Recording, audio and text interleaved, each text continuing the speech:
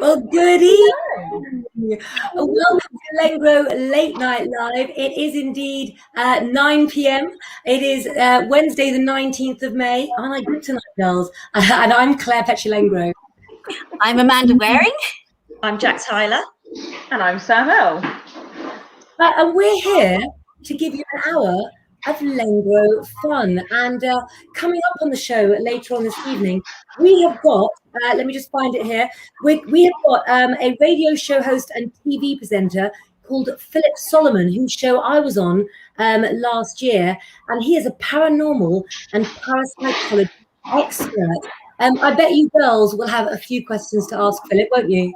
Absolutely. That's going to be really interesting, won't it? So I'm just going to go remove Eddie. That's what I've just I'm thinking paranormal vibes are going on there. It sounds like we're dragging a dead body across the floor. I'm not sure what's happening there, but yes, okay, Sam, you come back in a bit. Well, listen, let me just put this up for the moment. Let's say hello to some people out there, shall we, ladies? Yeah, hi Katie, hi Eileen. Hi Michelle and Linda and Leslie, hello. It's so good to see so many familiar faces. Now, before we bring on the lovely Philip Solomon, and hold on, I'm getting away from backstage. I think the noise.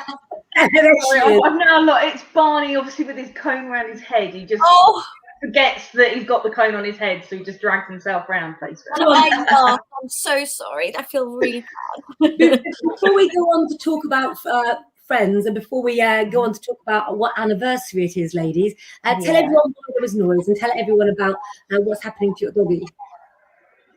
Well, he had an accident over the field where the fence that's metal caught him on the side, which he's healing. He's absolutely fine, but he just keeps trying to break the cone off his head by running into everything as much as possible. And he's pretty dangerous with that cone. But it doesn't help having Eddie there to help him try and break the cone off his head. Do you know what? If we were a bunch of dogs, not saying that we're a bunch of dogs, if we were a bunch of dogs and he was your child, of which he is, you'd probably have a cone around your head, Sam, and when you did, you'd try and get it off, just like your dog did as well. Oh, yeah, 100%. It's just the fact that Barney will get Eddie's collar, and so Eddie's and Barney's heads are both stuck in the cone. It's bizarre. So you don't really know which one that you're supposed to be pulling off. But it's just sort of like, yeah, right, you can stay there, it's fine. Everything is very bizarre already this evening. Lee Petrie-Lengro, my cousin, and I were just on Derek Okora's page, and all sorts was going wrong technically on there, and Mercury's not even in retrograde yet. Can we give a big shout out to my cousin Lucy Autumn, please? She is a nurse and works so hard, and she's been page hopping with me tonight. I love you, cuz, and I'll talk to you tomorrow about when I'm seeing you next as well. And there is as well the other Lengro lady, Sammy Norcup, who Hi, never. Sammy. Hi, Sammy. Hello. Okay, well, I'm going to bring up a little video now. And as you know, it's actually, or you may not know, it's been 1 year since we formed Lengro magazine. And what a journey it's been, hasn't it, ladies? Oh, it's been emotional, but it's been amazing. It really has. It's been one of the most incredible years of my life. A magazine that was born out of lockdown to keep me out of mischief. And I hope you've all enjoyed reading it as much as we've enjoyed creating it. But first of all, before we talk about it, let's take a little look at the last year, shall we? Take a look.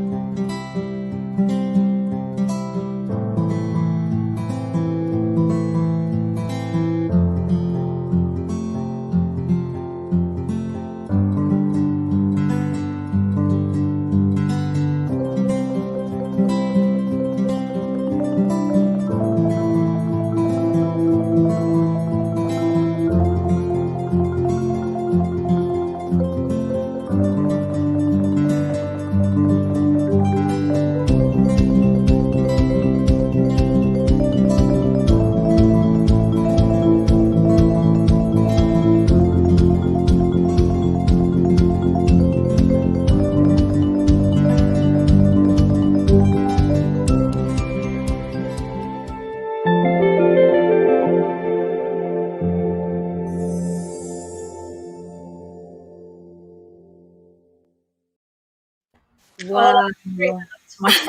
I know, I feel really emotional too. And like Leslie Anthony said, this year has gone so quick. It has. When we see that, it's almost like we've got a blog of our own lives, hasn't it? It's like we can literally show that to our children or great grandchildren, whatever. And yeah, how incredible. Well done, Claire, for having the concept.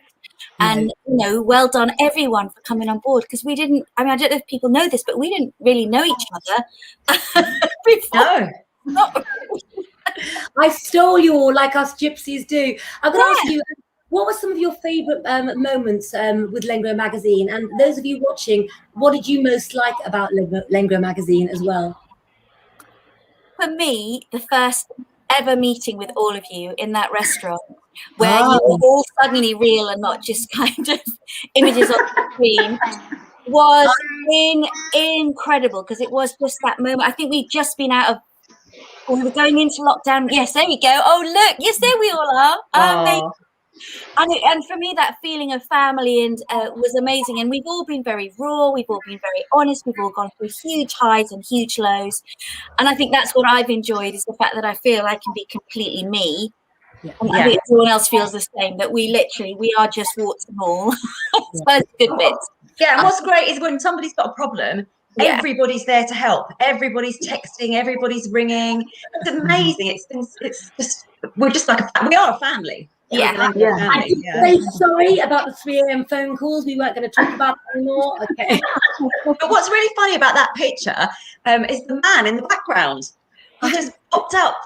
Where? Let me see. Look. Can you see the man? Kate. Oh my god! Yeah, I chained him up for later for you, but I forgot him because of the porn star martinis. He's not still there, is he? Someone has let him out. Oh, okay. Back and check. And of course, Jack, as far as you're concerned, and of course, M in Oz as well. Really, absolutely everybody's lives. And Sam, for you, our oiled up expert, and the video, which I've just got to have a little look at the video again, which was your video. Let me see if I can find it. Let me just have a little look. See if I can find the right one. I do believe that this is the correct one, I think. Hold on.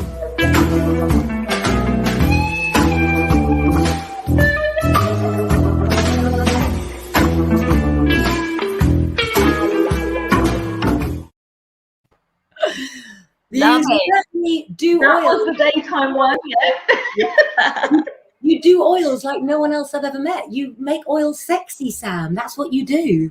How? I don't know. I'm just me. Let's be honest. I don't know how to be anything else. But it's been absolutely amazing. I don't know about you girls, but what has been your favourite issue? Mine was the remembrance one, because it's obviously been a military family, 100%, honouring them all, learning from Em about the Anzacs, and it's just, it was absolutely beautiful issue. But what about any of you? What's your favourite issue?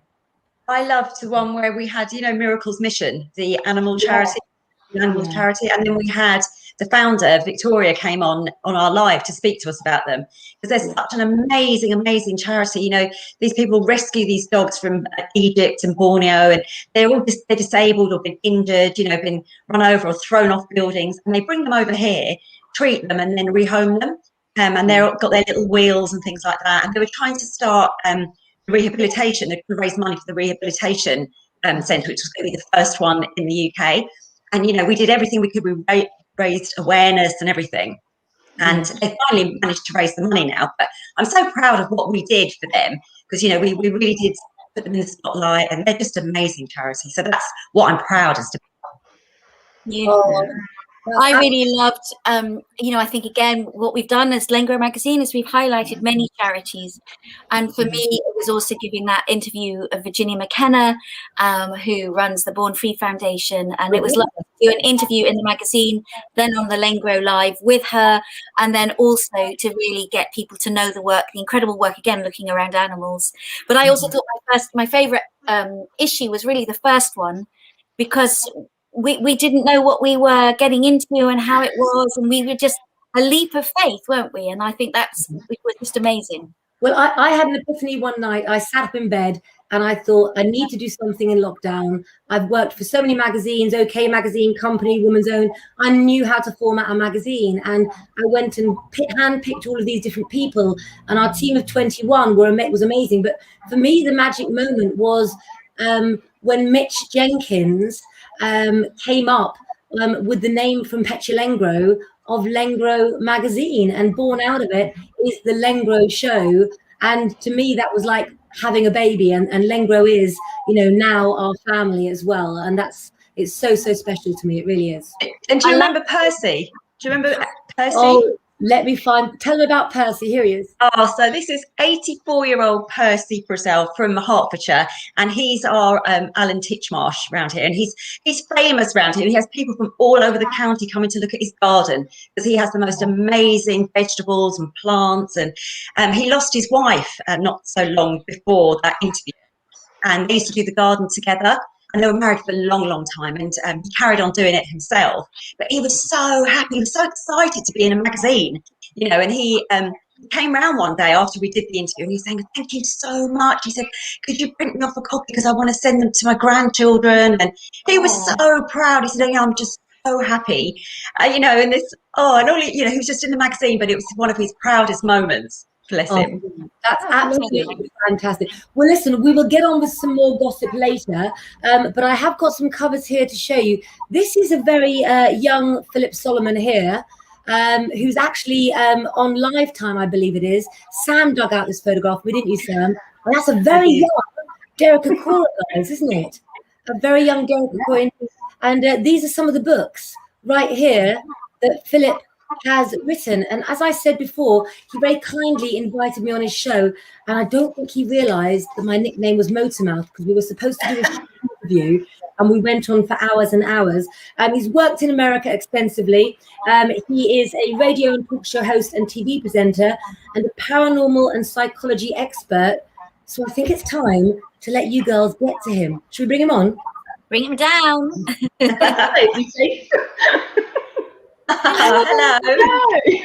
Hello, ladies. Hello and welcome. I'm afraid you were a little outnumbered tonight. So much the better. All lovely ladies. I can't complain, can I? No, you can't. Would you like to explain to the ladies and our followers just who you are and what you do, please, sir?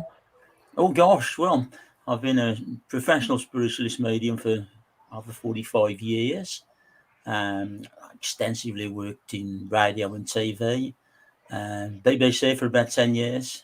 Yep. Radio has always been my great love, and of course my mediumship work. I've written 30 published books. I've written probably another 50 that didn't get published, but 30 published books. I don't know where to start. I'm a healer. I give talks, everything from universities to old people's home. I'm very diverse in my work. I like to share it around as much as I can. Yeah. I would just see myself just a very ordinary guy with a bit of a special gift, really. That's it, really, Well, you certainly don't sound ordinary to me, but I met you, of course, through your paranormal show that you do as well. You do. And with the paranormal show that you do, I know that a lot of our followers, I got some messages earlier on from some of the viewers, they want to know a few of your experiences or beliefs as far as the paranormal world is concerned as well. Talk to us a little bit about that. And I know the ladies have got some questions for you too. Well, I've always had a great interest in the paranormal side alongside what I would call, because mediumship to me, I don't class that as paranormal. I class it as the norm for me. I've never known anything different. I'm unusual in as much, Clara, as you know. I was born into a mediumship family. My mother was quite a famous medium. My father became a medium after working as a regular serviceman in the paratroops regiment. Very different background to a medium, generally speaking, but he became a very fine medium. My paranormal work, I suppose, over the years, I've worked as a medium for all the leading paranormal investigators organisations. I moved on from that, really. I prefer to sort of run my own events, and one of my favourite things was to take people on ghost walks all over the UK. and that always proved to be great fun. We had wonderful experiences. We went to, I mean, I'm not going to say anything about some of the eventing organisations. I'm sure they're lots of fun if you want to spend all night, fiddling around trying to make contact or say something. But I took people to places where I knew there'd be a very good likelihood of them having some sort of paranormal experience. But I do believe, ladies, that unless you have a medium with you or someone who's naturally very sensitive to either psychic work or mediumship work, I don't think things very often happen. Of course, we have to make the division between spirits and ghosts. Paranormal, you're generally looking at ghosts, I suppose, or things that go bump in the night or unexplainable things, whereas I suppose with mediumship, it's a proof of the afterlife, isn't it, But yeah, I enjoy the paranormal, but as I say, I can't say that I've not had an extensive career in it, because I did. But for me, I always preferred really the mediumship side. Though, of course, I did a lot of work with Professor Hans Holzer. We always associate Hans, I suppose, with the you used to call it that wretched film, the Amityville film, and I know, it's funny, isn't it? And of course, Murder in Amityville, the follow-on film, which he played a carrying part in. But he always used to call them those wretched films. And I said, well, Hans, if it upsets you that much, give the $1 million, give the $1 million back. But he never did. So, I jest, of course, a wonderful, wonderful man. And I suppose a man with, years and years of paranormal experience. I did a lot of investigations in America with Hans. It's hard to, I've had so many strange evenings with people. Yeah, I don't talk about my own experience because I only tune in when I wish things to happen. Whereas people, we get invited to parties, don't we, Claire? And they always think they're going to get the medium, the psychic. But you have me to your parties, I'm going to be up at the bar, those are the spirits that I'm going to be working towards. Malcolm and Jack and Sam would probably beat us there, wouldn't you, ladies? Yeah. Hi, Claire. Hi, Amanda, Sam, Jack. I wanted to ask you, it's lovely that you're here, and thank you so much as well, because I was interested when you said about the healing aspect as well of your work as well, which I class that under a sort of paranormal banner as well, because it's energy and it's elements of stuff that I do as well. So where, with your healing gifts, how did that develop, and where did you start that? Well, we may have a slightly different view on things, but I believe that all mediums are also healers. I've developed so many people in mediumship, and I always used to say that once you develop your mediumship, the healing comes alongside it. All mediums are healers, but not all healers are mediums. Yeah. Now, I know I'm going off a bit of a tangent there, but it's true. But you mean personally, where did I find my ability to well, probably as a little boy. I obviously being brought up by a mother who was a famous, well-known medium. I was taught about things and had things explained to me, but I was a very normal little boy, except I did have paranormal experiences. I like to play football, and I was very keen on boxing, and I wouldn't stand anybody picking on me. And if anyone picked on me, I would immediately thump them, but then I'd probably hail them after. So, that was probably my first experiences looking back all those years ago. But then I've practiced and studied so many forms of healing, following a lot of Indian traditions, really, from the subcontinent generally. The Reiki stuff as well, but I just believe that some of us, I would say that you do as well. Looking at you, Amanda, you just have that ability naturally. You call it paranormal, but to me, it would be normal. I see someone, and I think, oh gosh, that lady or that gentleman could heal if they wished. I ought to be developing them as a medium. you know. But it's a difficult question to answer, really, because I've always been that way. It be it called paranormal or I mean, I suppose the word. My lovely friend Claire will understand what I'm going to say. We share a Romany links, and my grandma would always say to my mother, "He's got the second sight. He's got the second sight." You know, and all those things were sort of natural to me. You know. Yeah. I'm not evading your question, but I've never known any other way to be. So, Yeah. you Yeah. know, yeah. Yeah. Well, talking of your early life, because Yes, I've Sam. got your autobiography, so Oh, good. I absolutely love the way it opens, and I've written it down so I will get it word for word and not screw it up. Okay. Okay. I love the fact that you've opened it with "I was born," or should I say, "I chose to enter this life." I love that because it's just. Yeah. It's just 100% open, honest. It's just you from the word go. Thank you. And it's so interesting. It really, really is. Obviously, it's your life. You know everything that's happened in it. But for anyone that's not, You're very kind. Thank you. it is genuinely really interesting. And I love the fact that when you met your wife, you both knew straight away that you were meant to be together. Yeah, I mean, it could just be my romantic heart there that's clearly just suddenly come from somewhere. But I just love the fact that you've been so forthcoming in your autobiography with how it's not necessarily, right, that's it, I knew. You both felt this same way, and that's just how you are as such. Yeah, I just thought it was lovely. And I think I chose to come into this life and follow the pathway. I would be absolutely honest with you, Sam. I mean, if you've read my autobiography, I think I'm often having, it's a funny thing going off at a tangent, but going back to years ago when I couldn't get a book published, and Claire will tell you how difficult it is to get, and you ladies may know too. But now every month somebody or another asks me to write a book, and I don't want to do it. It's too much hard work for no money.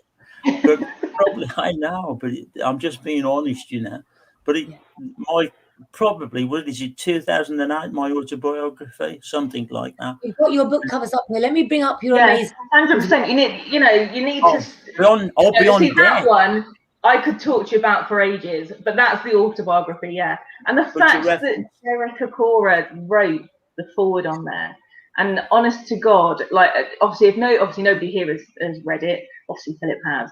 Obviously, yeah, baby's there. When Derek Cora described you as achieving a perfect blend of inspirational words with sound common sense, perfect. How else do you possibly describe what you do? It's a lovely description, isn't it? I mean, I think I've always been very lucky. I mean, Derek and I you had a picture of us when we were very young men. I like that. That pleased me, that. I suppose we'd both be about 28, something like that. I don't know. I can send it over to you. That's not a problem. Derek always used to say, I mean, after that, Derek would always often work with other mediums. I rarely did. I always wanted to work on my own, really.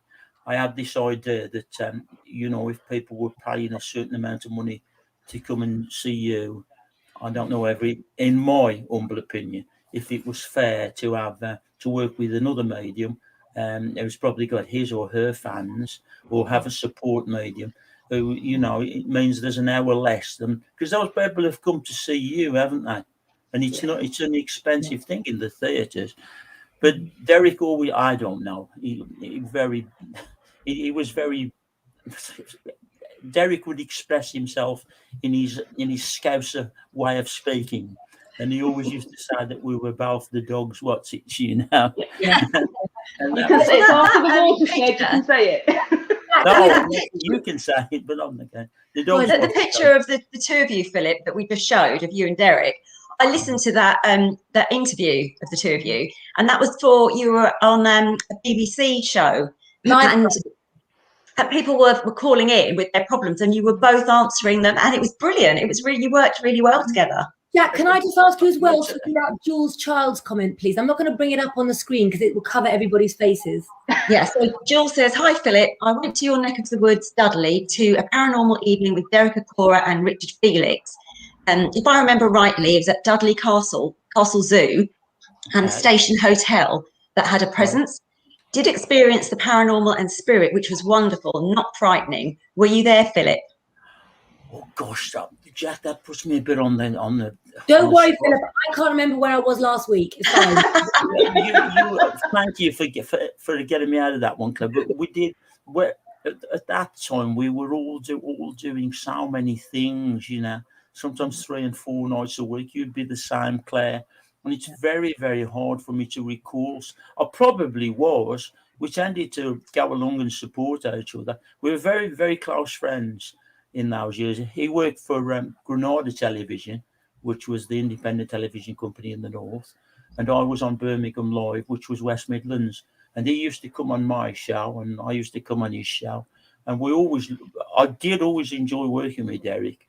And many times he asked me to go on tour with him, but it just wasn't something that I wanted to do, to be quite honest, Jack. I just didn't want to do it. But he often used to. It's a hard slog, isn't it?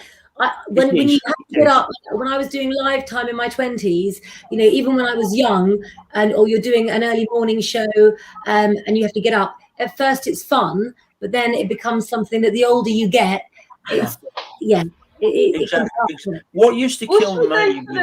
Most memorable. Sorry, can I just finish that one with yeah, what used to, and I didn't finish your question, did I, Jack?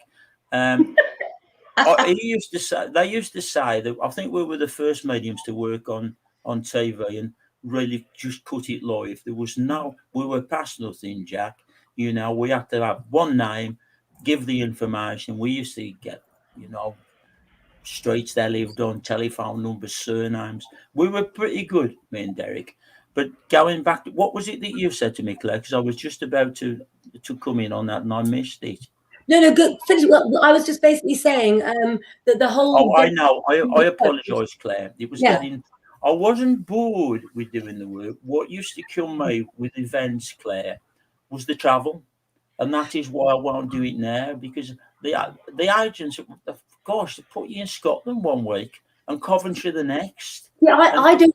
That's the one thing I don't agree with. I love everything that you've said, but my uncle Leo Lengro, he used to drive me up to go and do live time, and when I was doing that, I used to sit in the car with my uncle Leo, and it was like a 5-hour drive, and we would buy blackjacks, and I used to love blackjacks, and I'd be allowed to eat them in the car while he'd tell me the naughty stories that my mother wouldn't allow him to tell me in front of her. And when we were an hour away from the TV studio, he'd grab the blackjacks off me and said, "You're not allowed anymore because your tongue's black, and we've got to get the black off your tongue before you get to the TV studio." But also, when I was doing my book tours, Pan Macmillan paid for all of my hotels and everything like that. And so I had expenses. So that I enjoyed kind of as well. But just the travelling, Claire. You know, maybe it depends who the booking agent is that you have. But, you know, one week Dudley in the West Midlands, the next, you know, up in London. You know, that's all. If I could just work, you know, I've changed a little bit in my opinion. Just the last few months is something I've said to Claire, thinking it would be nice to work with other people. You know, well, I've still got the intellect, you know, well, I'm still sharp enough, you know, as I get older. But it would be nice to work with other people. But I would want to go around and sort of have it places where we weren't all one end of the country, the other the next. Maybe you had agents who were more better with that, Claire. I didn't, and it used to kill Derek. It used to kill Derek because Derek would take it. He'd take anything that was offered booking. He would take if it was in Liverpool one week and Glasgow the next, or in the week. He'd take it, and you know. I don't know how Derek did the theatre shows. You know, night after night. I mean, if I had managed to do the shows that we do on here because of my Lengro ladies, and without them, you know, there'd be nights where I'd say, I don't know if I can go on. So I think it does depend, you know, who you have around you. I have an amazing agent and manager that I've had for years called Sarah Cameron from Take 3 Management, and she chooses my work carefully as well. But I did work on a show for Gala Bingo, and I found that incredibly hard, even though it was very well paid, because I was getting home at 4 a.m. on a train on my own. Yeah. So, you know, there's bad gigs and there's good gigs, isn't there, Philip? But Jack, I know you have a question. You've gone. Can I just ask you, Philip? I've done it. No, that's all right. It's all right. Back to Glamopus. Go on.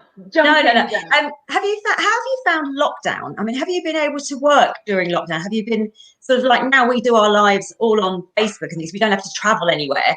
You know, it's been so much easier. How have you found it? Like everybody else, I think it drove me mad for the first month, you know. But then I had this idea that, you know, if it's making me feel so unhappy and so sad, I just left my last radio station after 13 years. That's a long gig in it for the same radio station. I like the number. It is. It's a long session there, isn't it? 13 years, Claire. It really is with one station. But I loved it. Anyway, I had this idea, if it's making me so very miserable, you know, I'll have a look to do something. And does anything happen by chance? I don't know whether it does, you know. But I had a call from this wonderful man at Pulse Talk Radio. And we did a deal. He says, if you will come and do a radio show for me on the paranormal, you can do a show for disabled people, for all the lonely and everybody who's really bored and upset and on their own and suffering in your area. What do you think? I said, okay, I'll do. Since then, I've agreed to do another show for him.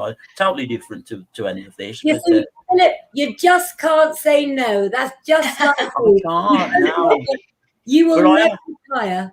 But I do, yeah, you're probably right, Claire. But I have a wonderful answer to that. I did used to say I could never say no, except on the travel, you know. Yeah. But I've got a wonderful lady now, the best manager I've ever had in my life, my lovely wife.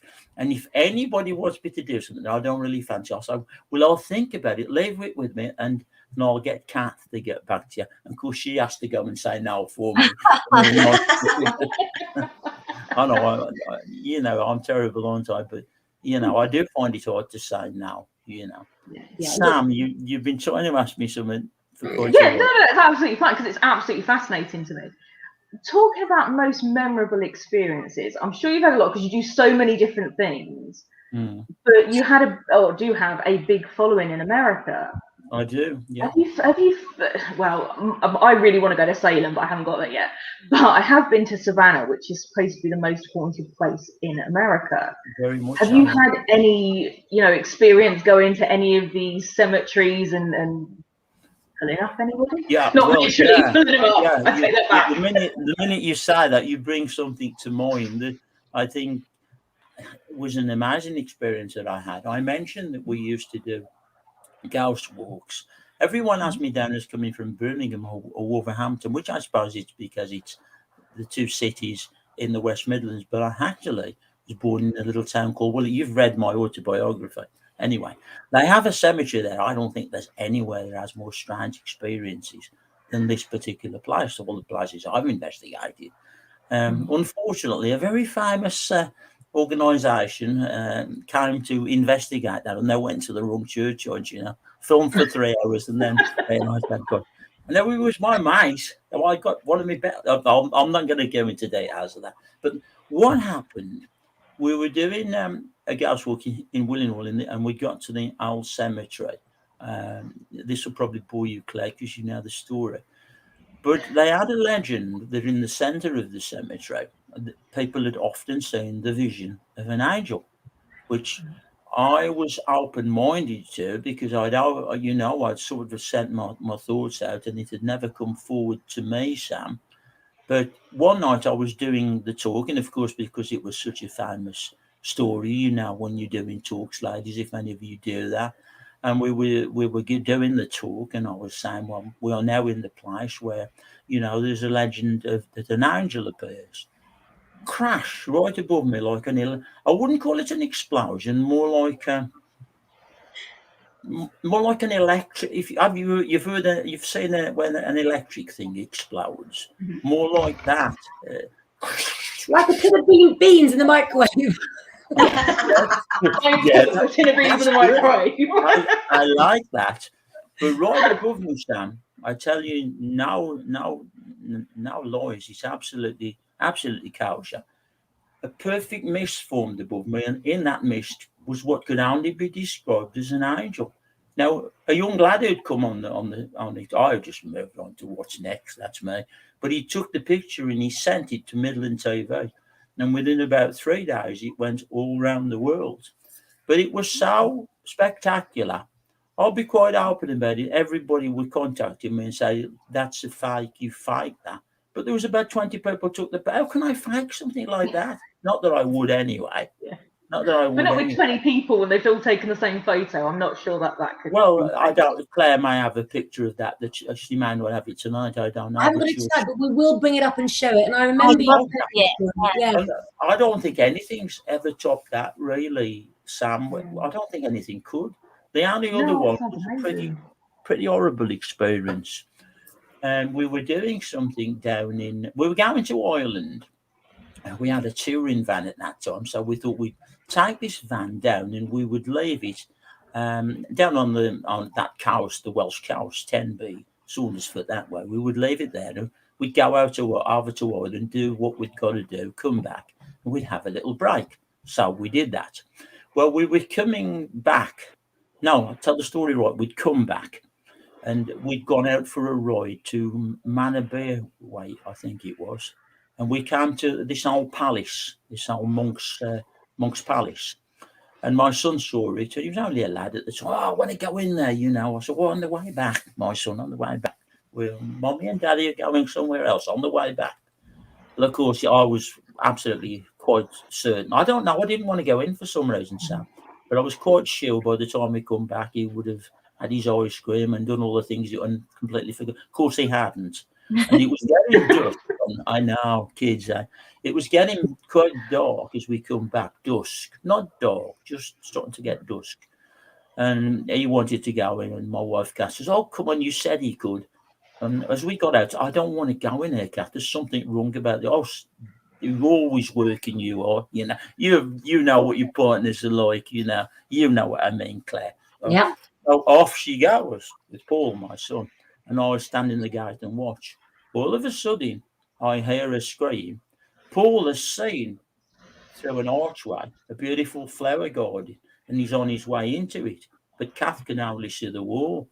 So as he's about to travel into it, she grabs him, literally just about grabs him, and pulls him back. And the wall closes back in. There is no. Would I have lost my son if he'd gone into that? Would he have gone into the arm?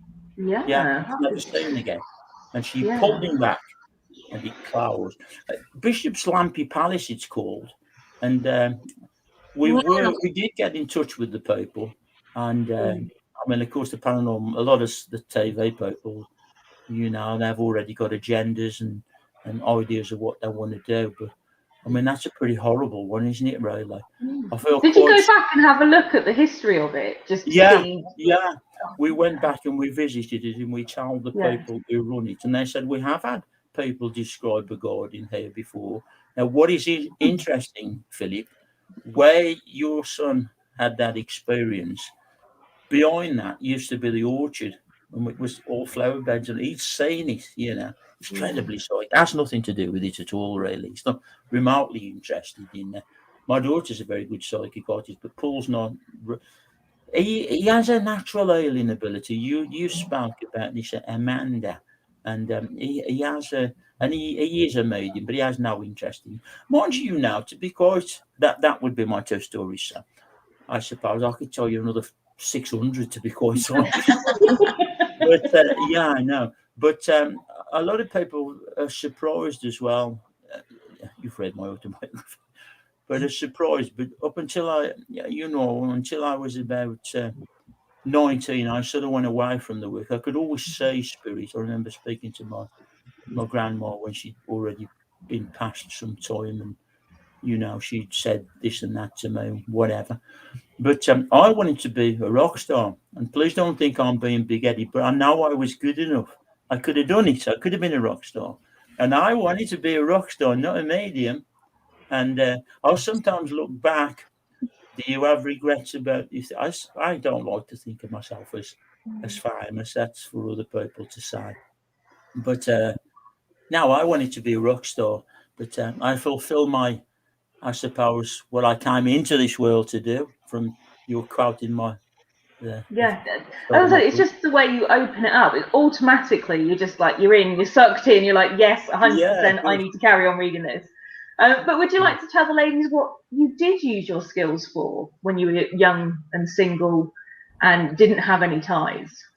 Because you did use it as not in a bad way. I'm not saying it's in a bad way, but just in a way that would make you more favourable.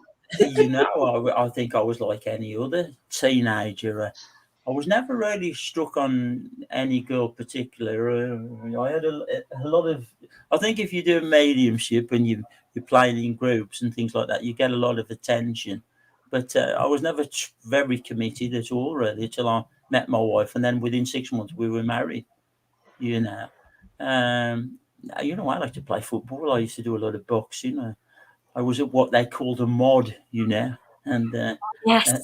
I used to say I was something of a face, I don't know. Hard to believe now. I'm such a. I know I've not got my looks anymore, probably. But still got me. Right there, Amanda. Do you remember them? Which one, darling? Mods and Rockers in Brighton. Oh yeah, the fights. Were you a mod? Well, I was probably there. Amanda was probably there. Scott, I want to know. I was probably there. Yeah, I think I was. Yeah, and I always think people ask me about. You're talking about the '60s, and it's an often said saying by. I've got so many friends, rock and roll people. A lot of them did go on to become rock stars. Also, it's never too late. I think that's you can be the inspiration. Actually, you know what? I wanna start that now. I wanna hear working on it now, Amanda. Working on it now. Good. Well, Amanda's a really good singer, 100%.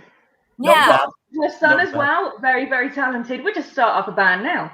Not with me though. I have no talent like that. I've got my drum behind me. Let's do it. Let's call ourselves the Meatloaf Mediums. Philip Solomon and the Lengros. Well, I do love the fact that Jules' child has said, Philip, you are a rock star to people like us. So you've already become a rock star anyway. Yeah. I mean, God bless him. Hans called me something that was nice of him, but it caused me a lot of jealousy. A lot of. Well, I think I've come out with it because Claire and I was probably the most famous paranormalist in the world. Or on Joe, he got me on things like Joe Lincoln's show and up like with Joe Franklin and all. He all the movies, all the stuff he did, 165 books, friends with all the pop stars. I never got to meet. I just missed meeting John Lennon and Elvis, and that was a disappointment to me. But anyway, that's another story. But he called me the flipping greatest medium in the world, and I bless him for it in one way. It's funny you talk about John Lennon because I remember walking through the Dakota building where he got shot, where my friend lived as a nanny in the Dakota building, and I was 19 years of age, and I remember that I didn't know, I wasn't interested in John Lennon at that time. I was in New York seeing my friend who was a nanny. I remember walking through that corridor and just the most chilling feeling came over me. And then when we got up to the room, she explained that's where John Lennon was shot. And did you know, Claire, that Anne's lived in the next block? You're talking about Riverside Drive, aren't you? Yeah. Anne's lived in the next block to John Lennon. And Lennon regularly used to go around and spend time with Johnny. Of course, he was fascinated by anything spiritual. Well, I used to hear his son playing the drums when we were on the top floor where all the maids sort of stay at night. And I never realized, like years on, how special and amazing experience, to hear John Lennon's son playing music was. And I developed a love of the Beatles. And a friend of ours, Mark James, that works with Lengro as well, who lives in Thailand, he sort of lived with me for years, and he used to sing the Beatles, and we used to stay out for 24 hours with a campfire and a bottle of brandy, and he'd play the guitar. And one time he got so drunk he put on one of my mother's fur coats from many years ago and sang "Don't Let Me Down." And when I hear it now, that moment is, the Beatles music, guys, it's just They were great. Incredible, isn't it? It really is. I do believe your mum actually did read for the Beatles, did she not, Claire? She did indeed. She was very, very cheeky. Billy Fury, different members of the Beatles, Lady. Oh gosh, what was her name? Well, I'm real off the list because you got a whole load of names that you've met. The one I always remember, I don't know, you ladies might be too young, but the big rock star that all the girls like was Billy Fury. Oh, yeah, of course. Oh, my mum always used to talk about him. Yeah, I sing a lot of Billy Fury songs. Often not for any copying Billy. I just like to sing in a B flat, which was his favourite chord. A lovely guy, but he would come and some week would always get out either, George Harrison or somebody like that, or gosh, who was Dusty, just passed by, not make anything of it. But if Billy Fury had been, it would always get out one way or another. And outside on the wall, there'd all be loads and loads of young girls sitting on the wall. And Billy, I always used to notice it, He used to go to the wall, that's such a nuisance. But he'd comb his hair and just get it just right before he went out, So he was aware of the magnetism that he had, But I've got a family as well who... Yeah, I've got a lot of friends. I mean, I had friends who played in Slade, if you remember Slade. And yes. All them guys, all friends of mine, really. And I wish it could be Christmas every day. Is that right? Sorry? I wish it could be Christmas every day. That's Slade. That's Slade, yeah. I think that was Noddy Holzer's pension, wasn't it? They're always teasing Noddy about his pension. Hello to Michael Crowther. Hello, Kim Gary. Hello, everybody joining us there. And Piper, it's been a long time too. One thing that Amanda will resonate with me as well is, growing up in an era like we did, and I essentially grew up sort of with my mother's era because I was with her all the time, and she would be telling the tales all the time to people, and I knew who the stars of their time were. The Michael Caines, the Oliver Reeds, the Frank Sinatras, the Elvis Presleys. They were really real famous people. They were legends, and I think that nowadays everybody's a reality star, and we've lost that kind of untouchable feeling for the celebrities because they're so accessible. I mean, don't you think, Amanda, as well? Yeah, we were saying this, weren't we, on the live the other day, that I love the not knowing everything. I like the magic. I like the mystery. Otherwise, with performers, you're just seeing their dirty laundry. Yeah. You're looking at their wife fronts whilst you want to be contracting about what they're singing about. That's so. Yeah, I mean, I think a key to that as well, though, like Sam said, I mean. I've got to, actually, if you want to hear me singing a bit of blues, and a bit of just guitar and me singing blues, there's someone out there somewhere on YouTube that I did that. Love it. It's out there somewhere. You'll find it somewhere. If you type in Philip Solomon blues or something, I don't know. Better not type in that. Then might have to do with drugs or something. No, anyway. No, but like you said, Sam, all those people and Claire as well. Mentioning Lennon and we would Billy up, didn't we? And Frank Sinatra. I was very, very close with Frank. Still am. Right? Well, not really. Frank Jr. passed away, but I'm still very good friends with Dina Martin. In fact, she's coming on one of my shows shortly, Dane's daughter. But they were all fantastic. Sorry? No way. Oh, my goodness. That would be a dream. We'll have to tune in for that one 100%. I've interviewed Dina a couple of times, Claire. She's just, I mean, she's a sensational singer in her own right, But some of the stories, I mean, I remember her telling me, which I thought was ever so interesting. Do you remember the monkeys, Amanda and Claire? Yeah. You might the monkeys. Hey, with the monkeys. Yeah. Even I know Hey with the monkeys. Little Davy Jones, who I knew very well, Davy Jones, and his best friend, Dad Wagstaff Waggy. But she was going out with him, and she was saying she was doing Martin's daughter, but all the local girls were all jealous because she was going out with Davy Jones, And then her eldest sister had used to, I think, had dated Elvis at one time, but it was all kept very quietly because they were quite open, but they were very secretive about their lives. I mean, you will know this about readings, Claire. I can't ever really. The only book that I ever really allowed reports to come back from Lincoln with the other side was via Hans, really, because he knew he even knew Hitler, and he had the idea that we would do this book, Beyond Death Conditions in the Afterlife, and we would try and link them. And I said to Hans, well, it's not possible because they contact us, not us contact that. If you sit there, they are my friends, they will come. And I'm not taking Hans off in any way there, but but they did. And of course he was very much a parapsychologist. Now it must all be proved. And he went to the families and all that sort of stuff. And I mean, it was a massive, massive book. I wrote the book, really, to be honest. But Hans sort of oversaw it, And I mean, there was a big book in America that was Beyond Death Conditions in America. Fantastic. Can I just ask you, Philip? All these people that you're talking about, all these amazing celebrities that have passed. Have you been able to contact any of them? Have you heard from any of them? They come through regular. Yeah, to be quite honest, I very often have.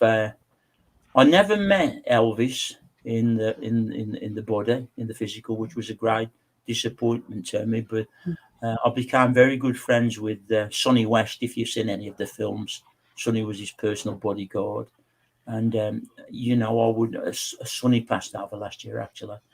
But they will regularly call. I think what people don't realise is that if you're a medium for everyone. And people say, oh, well, you have all these famous people, whereas other mediums, just get, Tom, Dick and Harry and what have you. But Tom, Dick and Harry are just as important as Elvis or Dean Martin. There's no more importance. But of course, because of my interest in music, I swear, Sam, sometimes I've sat down and got one of my guitars out and started playing and the songs have just rolled, I've never had the time to do it, but I'm sure they've influenced me sometimes writing songs and stuff and that. But I don't know, I'd be a bit guilty about that. I think if I wrote a song that had been inspired from, I don't know, Billy Fury or whatever, I don't think I'd fancy recording that, really. But I do think that they come through, and influence. Yeah, the answer to that would be yes. But then so does the lady who lived 5 doors down from the street. And if she has an opportunity, she's just as likely to come through, Jack, could you ask a question so we can? Lots of our followers are commenting, and I don't want to leave our followers out. So, Jack, Jules says, and how did he know Hitler? It was always a little bit hard to get too much out of him of that. He'd been brought up he was Austrian. He wasn't German, Hans, actually.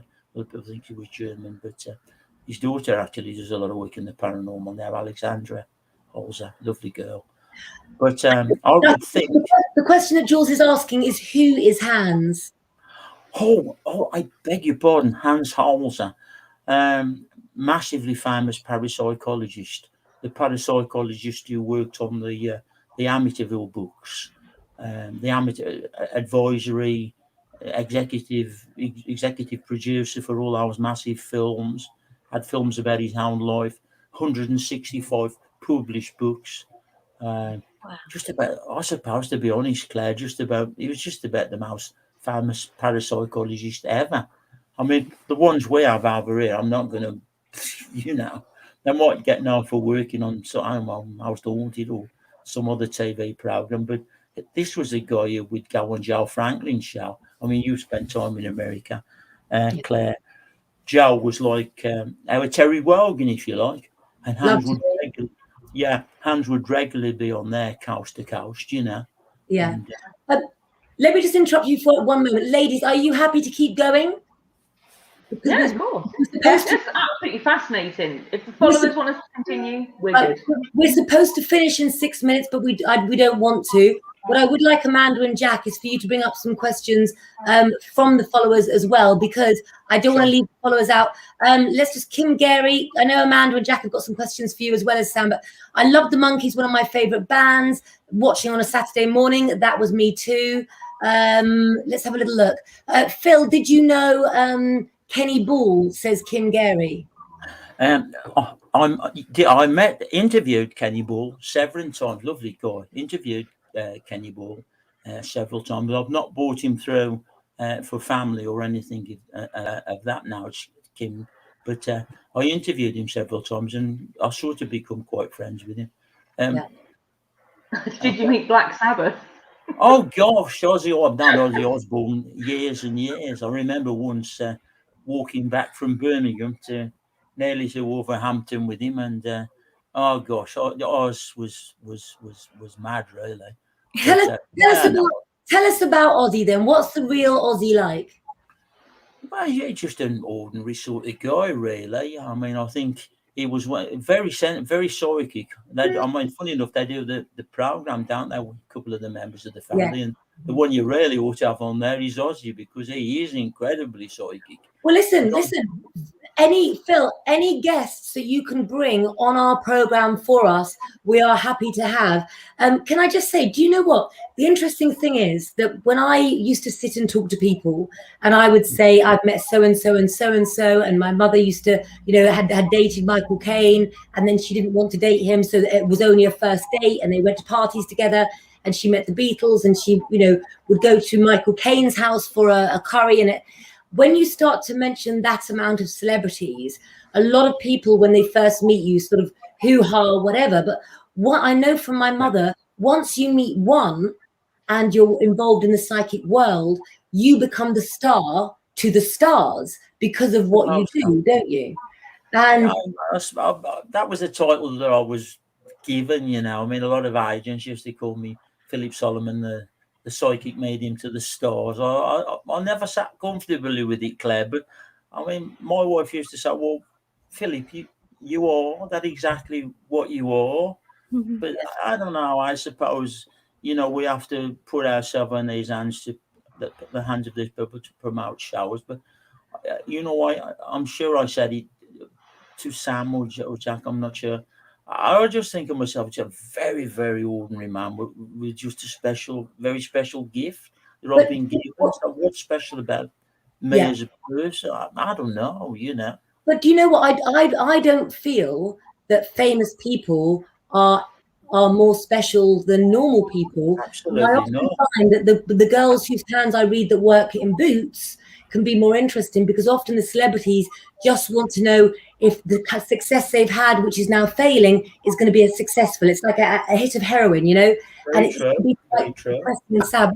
Amanda and Jack, I'm going to take myself off for just a second to use the ladies, and then I'm going to come back on again. So I'm going to leave you in the capable hands of the three ladies, and I'll be back in just a moment.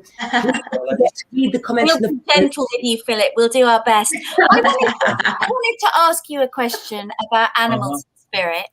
Okay. And when animals come through, do you interpret thoughts of the animals, or is it a feeling of the animals? So how do you transmit what you get from an animal, or do you not get animals that come through in pets? Oh gosh, a pet, yes.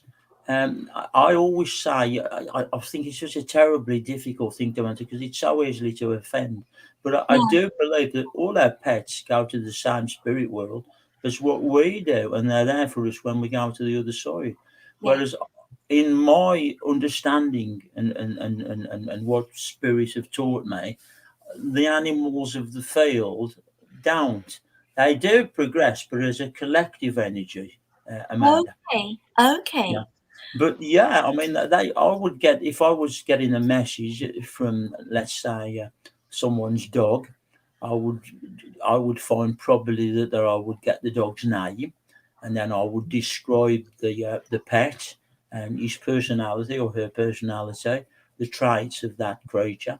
And then, to be quite honest, I mean, I always think that spirits are like the greatest computer there's ever been, because they can transmit as if they were speaking to you. Animals just the same as So it would be after I'd given if I was giving a message from the stage or from the rostrum, I would first try to get the description of the creature, the animal, the pet, its personality, and then it would come through just the same as if I was doing a message from a human being. Yeah, I do think that for me, I'm also a celebrant as well. So Right. I've done funerals for pets as well, and we know with lockdown how important. I mean, we talk about animals so much, how important that is, and often you want to hear from a loved one, a pet, particularly lonely elders, and if they can have that comfort of knowing that that animal is there for them at the other side. Even if they didn't get on with the rest of their relatives or whatever it is, that unconditional love from the animal and knowing that that's there, I think is a real gift. I was working in some care homes, and I trained staff on dignity and care. And there was one particular care home where the care home cat would always go and stay in the room and wouldn't leave the room. And that would always be where somebody would die and pass over. God, they're aware, aren't they? They're so aware. Yeah, you know, and they do. I honestly believe. I think maybe they have more second sight. To quote a Ramani saying, I think they have probably more second sight or sensing energy than what we do. Because no medium, people are saying to me, "Am I? You know, I've had it. You guys have probably had the same."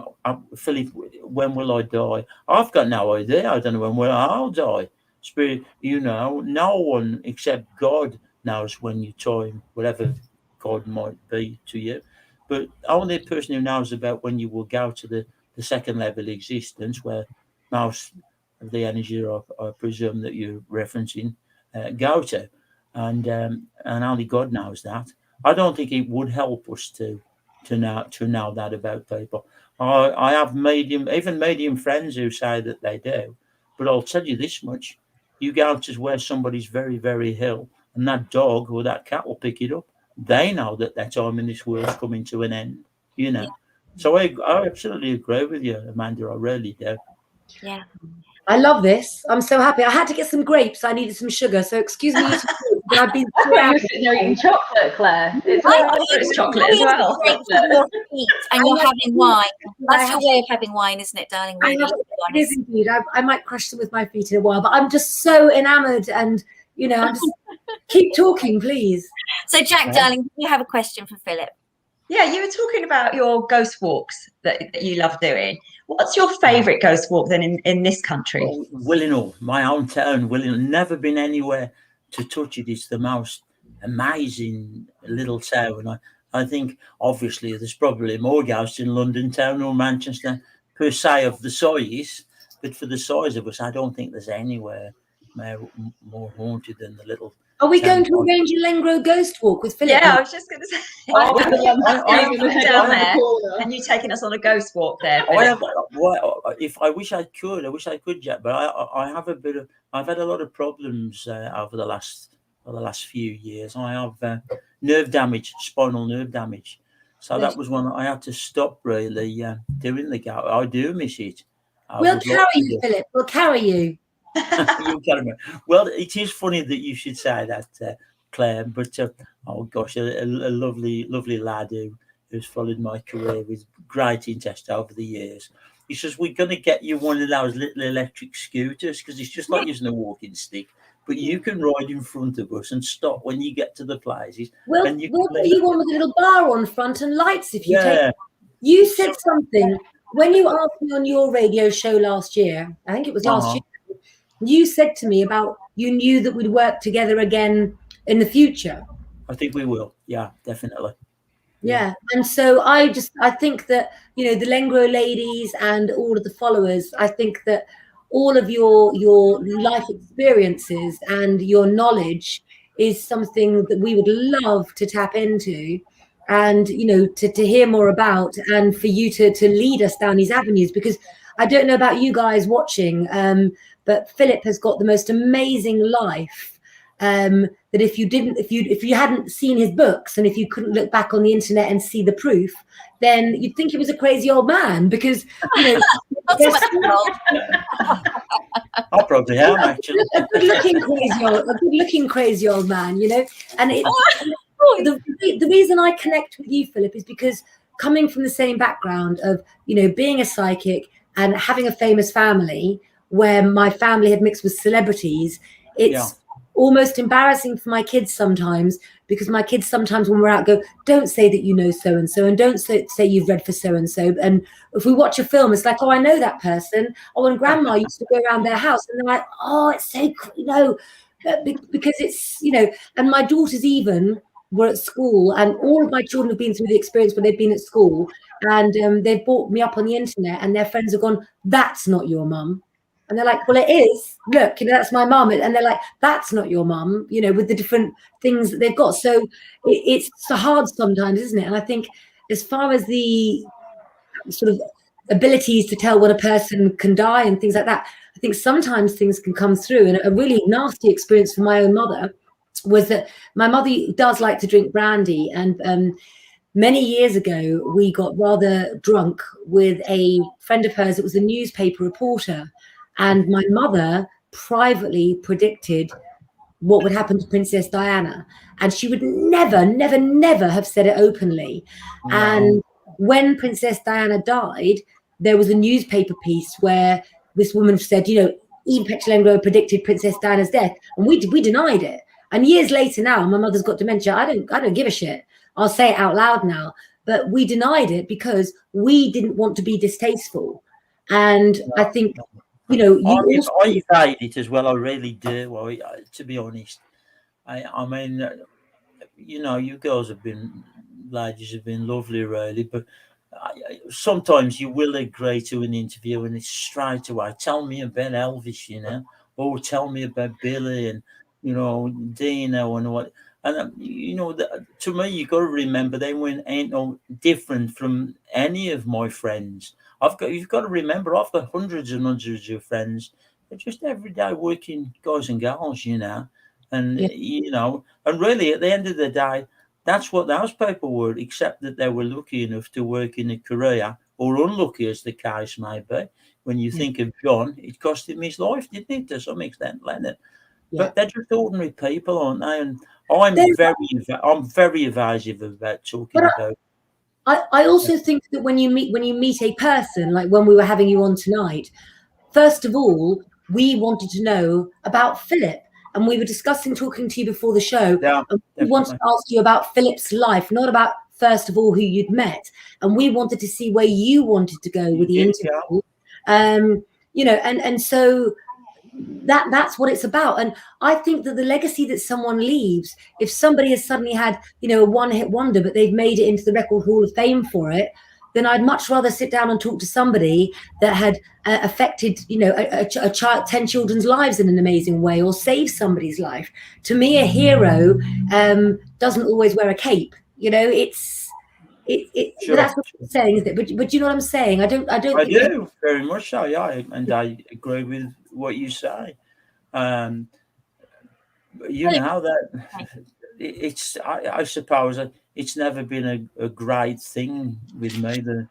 The celebrity thing. I just happened to have a father who was a rock and roll promoter after coming out of the army, you know, and a mother who was I suppose famous medium, but she never really wanted to go out the West Midlands, you know, not really. But I mean, great friends with Doris Collins and Doris Stokes. Love Doris Stokes. Yeah, I mean, I think apart from me and Derek, she didn't do the TV. We sort of took that on a little bit. Yeah. There is a story, really. I don't know whether that was in my autobiography. I've lost that, but I was approached to take over Doris's role. Doris Stokes, unfortunately, when she passed away, or as the case good might be, because she'd not been very well for a long time, had she? And I was all up for it, really. I'm sure your mother would have known Laurie O'Leary. You managed the Irwin in the later years. The real goals. You've just reminded me of something that's an epiphany at this very moment that's completely changed my life and made me really tearful. When I was 16 years of age, and Jack, after this, I'd like you to take some of the comments from the people that are asking questions. This is really strange. Don't worry, this isn't wine. These are sweets now for the show to give me. When I was 16 years of age, my mother owned a restaurant in Ship Street, steak and seafood, live jazz, and she had a launch party. And the famous astrologer June Penn. Oh yeah, Penn? I do. Yeah. So yeah. she lives on Millionaires Row, where Paul McCartney had a house. She came to the party, and when I was at the party, I was only 16, and she grabbed my arm, and she said something to me which I got wrong as to what it meant. And I swear to God on my life, she said, "I see something for you really big, and it's late night something." Well, I went on a show with David Vickery, there was a thingy called Something Like Late Something, but it wasn't quite the title. And it's just hit me like an arrow in the heart that we do a show called Late Night Late. And I swear to God, it's just come back to me that she said that, which shows our show, ladies, is going to be around for a long time. That's such a weird thing that you've made me remember that. Good. Oh, that's nice, isn't it? Yeah. So, Philip, you have a Facebook page, my lovely, because someone was asking that. Where can they follow you and all of that? I do just have a Facebook page. I've been even considering packing it in, really, to be quite honest. No, you can't. No, well, let me explain. The problem is everybody, Derek and Colin, all those guys, bless them, and different ones, they have a fan page. Well, I don't think of my Facebook, I don't think of it as my fans. They're my friends, But the problem is I've always got 5,000. Now, Facebook, the minute that you're over 5,000, you can't add it. If there's my wife has a friend who would like to join I can't add them, or people I wouldn't meet like myself. So every 2 months, I have to delete about 300 people. And it always causes people, no, I'm not bothered to do it. It's absolutely fine, Philip. You delete me if you feel, But I guarantee you, I'll have a snotty, excuse my terminology, message after, So, I have a personal Facebook page, which I never use anymore, and I have my professional Facebook page. So I've got like 8,300 followers, because when it's a professional page, you can have as many as you want. So we need to get our tech team onto you. We really do, don't we, ladies? No, I don't want I'll be honest, I've never wanted like a fan page. I like the idea really of having, but this isn't a fan base. What we have here on my page is a family of the world. It's not for me to glorify myself, otherwise I'd have my own show on it. I've got people I've chosen to make my family who are all my best friends here. And followers are all our friends as well. And this is our life. To me, this isn't work. What I do as a living like you is my lifestyle. It's who I am. And I think from looking at some of the comments, which I know Jack and Amanda will read out a few now, I think that people want you in their lives, not to be glorified, but because I think that you're so interesting. I think that you can teach people so much. And if you could change one person's life who has been told you're wrong for what they believe in, then, you'll be better than Elvis. No one will ever be better than Elvis. Very psychic as well. He was a greatly second-sighted, gifted man. But of course, his manager, the Colonel, would always used to squash it. But Anne used to tell me some of the stories about it. EP, and his experiences. He saw Jesus in the clouds. He had appearances from, all sorts of people, which obviously, I was actually asked to write that book once, and I never write that book. We want to see that book, don't we, ladies? Yeah, we also need a part 2 from your autobiography, because obviously it finished a while ago. So, we need a part 2. Just to definitely. We do need that, and carrying on from the theme of the animals we got here. Leslie Ashley was saying, my dog that passed last year after a long illness, age 13, rallied a couple of days before he passed, and it was his way of showing me, this is how I want you to remember me. He became like a puppy again. And I've also experienced that with 2 of my dogs, and I immediately tuned into this and knew he was making his exit. And it really is lovely, isn't it? And there was another lady that was commenting on her doggy. I think we might have lost that now. Kim Gary as well, that was saying about their dog. But yes, obviously we've got so many other comments. Jack, did you want to read any other comments? Well, Kim Gary is saying book, Phil too. So she wants to see book number 2. She also says, Philip, you're fantastic. Thank you. Thank you very much. And Michelle Hayes said, thank you for a lovely evening. Thank you, Philip and ladies. I have a few things to do before bed. Good night, sweet dreams all. Oh, that's so lovely. And I'm sorry if you can hear drilling outside. We can't hear it. Who's drilling? Can you hear that? I wondered what it was. I can't hear it. No, I heard it. Yeah, definitely. Oh, Like a growling sound, wasn't it? I thought it was maybe a doggy coming through. I know it laughed, but I was getting the name Rowley. It's just as he'd said it. I don't know, but it's someone outside there. Yes, at this time of night, 10:15 in a small little village, someone is picking up dead bodies outside on the pavement. I mean, I'm a paranormal moment that I am missing, and I don't know what's going on. I have to find out. It's not one of your ex-husbands, is it? No, I don't. Not yet. We're not yet. We'll pick up with Philip. He'll connect to them later on and give me some messages that will be X-rated, I'm sure. No, I'm only joking. But Philip, it's been so lovely to have you on here, and you've shared so much of your time, and we do all really appreciate it, don't we? Because it's been amazing. Thank you. I suppose the good question is, Philip, will you come back again? Oh, I'm sure. Yeah.